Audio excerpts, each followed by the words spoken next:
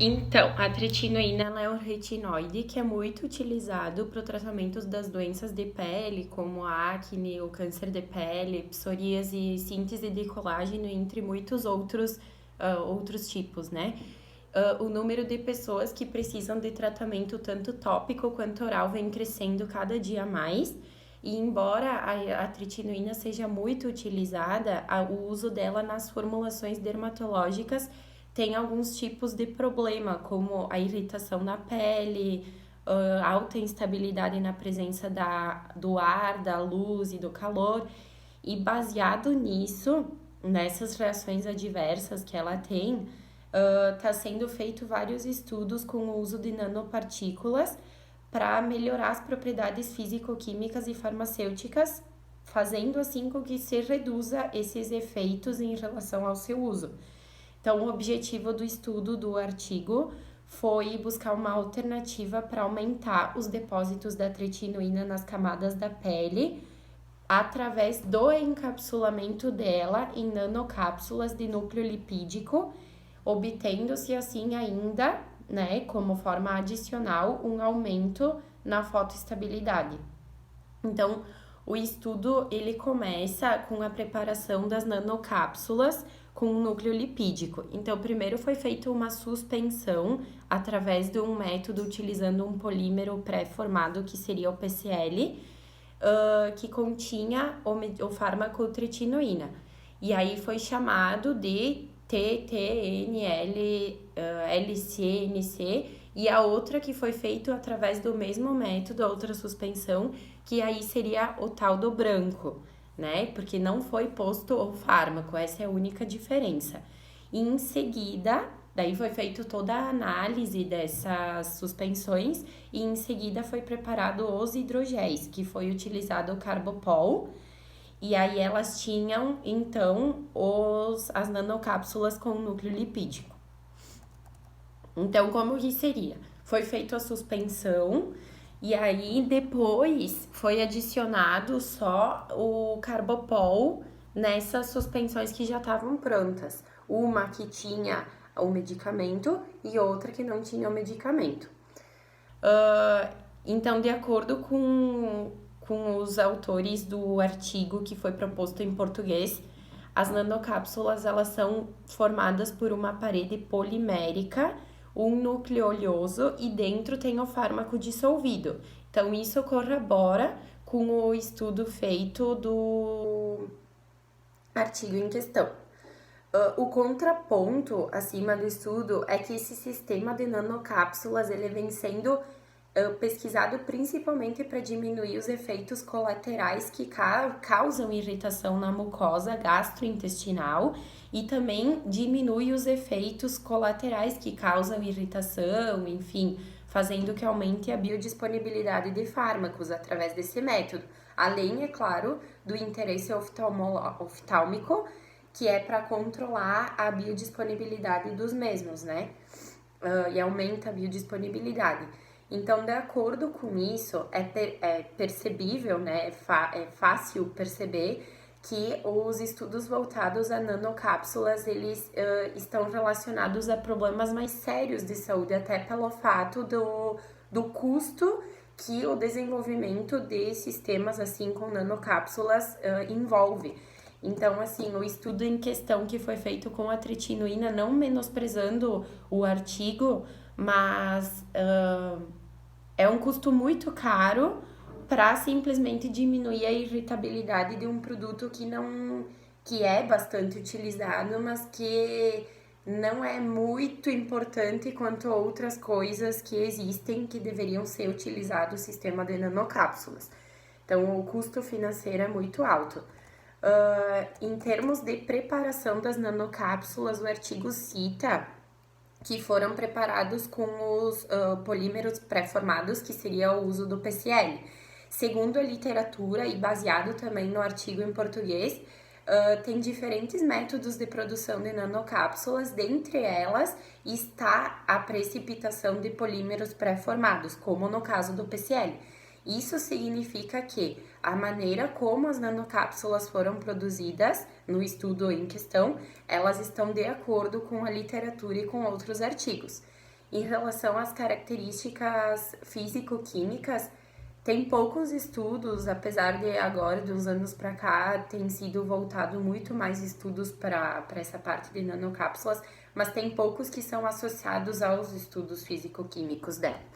Então, no artigo, a caracterização que foi feita nos hidrogéis, foi feito testes como o pH, a viscosidade, a espalhabilidade, mas uma avaliação morfológica através de uma microscopia eletrônica de varredura ou de transmissão não foi realizada. Então, essa análise, principalmente a microscopia de transmissão, ela é importante porque ela faz uma diferenciação de nanocápsulas e de nanoesferas, já que tem uma diferença entre si quanto à composição e à organização estrutural. Mas mesmo sabendo que a produção das nanocápsulas foram feitas de acordo com nanocápsulas, né? É sempre bom fazer essa técnica para a gente ver que realmente sim, e comprovar que realmente sim foi feito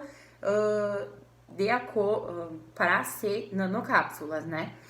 Então, nesse mesmo pensamento, então, os autores eles não fizeram um teste de distribuição do tamanho de partícula, só que eles realizaram uma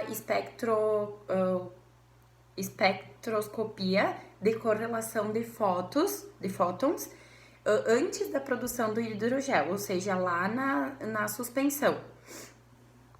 E isso possibilita a determinação de um raio hidrodinâmico das nanopartículas, mas ele não é tão bom quanto a microscopia de varredura ou de transmissão. No caso das nanocápsulas, um fator que influencia muito no diâmetro das partículas é a natureza do óleo que é utilizado como núcleo. Então, e a presença do fármaco também vai influenciar no processo de formação do núcleo.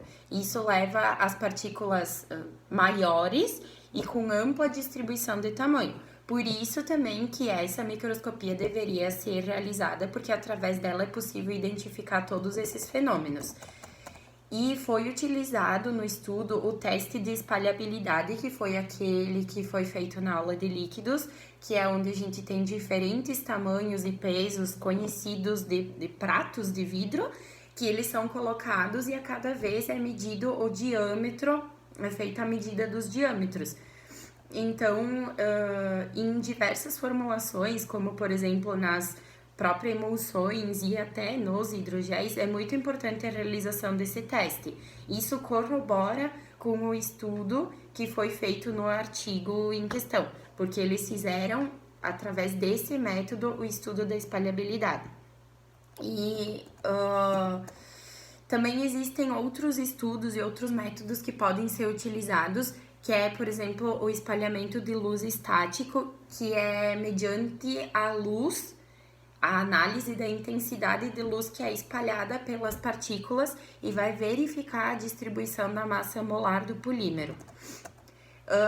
Outra análise que foi feita, depois de prontos os hidrogéis, foi as propriedades reológicas, que elas foram medidas com um viscosímetro rotacional, que se considera uma técnica que pode ser utilizada para determinação desse tipo de parâmetro.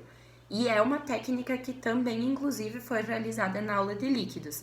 Outro instrumento também que poderia ser utilizado para medir a viscosidade dos fluidos não newtonianos, que é o caso do estudo, é o reômetro, que ele pode medir diversas viscosidades em uma variedade mais ampla de velocidade de cisalhamento, em tensões de cisalhamento e temperaturas, em comparação com um viscosímetro simples.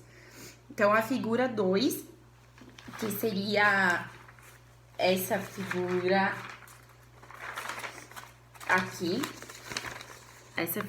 aqui, ela deixa mais evidente que os hidrogéis, com ou sem a presença da tretinoína, são não newtonianos e eles têm uma característica pseudoplástica, porque o sistema ele começa a fluir desde que é aplicada a força, ou seja, desde a origem. Então, por isso que é pseudoplástico. Não foi encontrada nenhuma informação a respeito da toxicidade da isotretinoína na sua forma tópica no estudo, né? Mesmo das chances serem mínimas por causa da baixa absorção, mas em relação aos hidrogéis, fica comprovado que a tretinoína ela fica por mais tempo na pele. E então é necessário que sejam feitos testes de toxicidade em relação aos efeitos adversos, como a coceira, a queimação, a irritação, o eritema, a descamação. E na caracterização dos hidrogéis com a cromatografia líquida, só citando o que eu esqueci de falar antes, foi muito importante porque ajudou a identificar a separação da tretinoína do produto de degradação dela, que seria a isotretinoína. Então, teve um estudo recente de uma tese de doutorado de 2015 que discute sobre a incorporação dos princípios ativos nas nanopartículas para aplicação cutânea e traz o teste de potencial de irritação, que é um teste que também poderia ter sido utilizado nesse artigo que a gente está discutindo. No caso das nanocápsulas, um fator que influencia muito, então, é o diâmetro das partículas e o tipo de óleo que é utilizado no núcleo. E os resultados disso só vão ser vistos lá na viscosidade, na hidrofobicidade ou na tensão interfacial das substâncias empregadas. O potencial zeta também é um potencial que vai refletir o potencial da superfície das partículas, que é influenciado pelas mudanças na interface com o meio dispersante. Então, dizem assim, estudos, enfim, dizem que o valor alto de potencial zeta ele é importante para uma boa estabilidade físico-química, porque grandes forças de repulsão podem evitar a agregação por causa das colisões de nanopartículas. Então, tem uma falta dos resultados e das discussões do potencial zeta encontrados nesse teste do artigo. Então, a gente acredita que se tivesse sido feita uma discussão maior em cima do resultado do potencial zeta, seria bastante importante também. De modo geral, o objetivo do artigo foi cumprido e a presença da tretinoína nas nanocápsulas poliméricas, mesmo sendo incorporação em hidrogéis, ela foi capaz de proteger o princípio ativo das radiações ultravioletas, que é uma das principais limitações farmacotécnicas dela. E também vai controlar a permeabilidade na pele, fazendo com que aumente a fotoestabilidade. Então, isso comprova que a tecnologia, o uso de nanocápsulas para esse tipo de medicamento é bastante importante e traz melhorias em relação aos produtos farmacêuticos, né? E garante a maior satisfação do paciente que está usando. Então, a tecnologia das nanocápsulas, ela vem sendo utilizada em diversos estudos. Muitas indústrias e cosméticos têm demonstrado interesse em desenvolver formulações à base disso. E entre as vantagens citadas no uso das nanocápsulas, seria o aumento da eficácia dos produtos, a melhoria na resistência natural da pele, ajuda no reparo e no fortalecimento das camadas mais profundas, o incremento de eficácia de ação da substância, o aumento da estabilidade, a eficiência de ação do ativo e a liberação gradual de doses favoráveis. Então, muitas empresas grandes, como a L'Oréal, a Vichy, enfim, entre muitas outras, são alguns exemplos de laboratórios que estão disponibilizando os produtos, né, à base disso, e aí favorece as vantagens dessa nova tecnologia.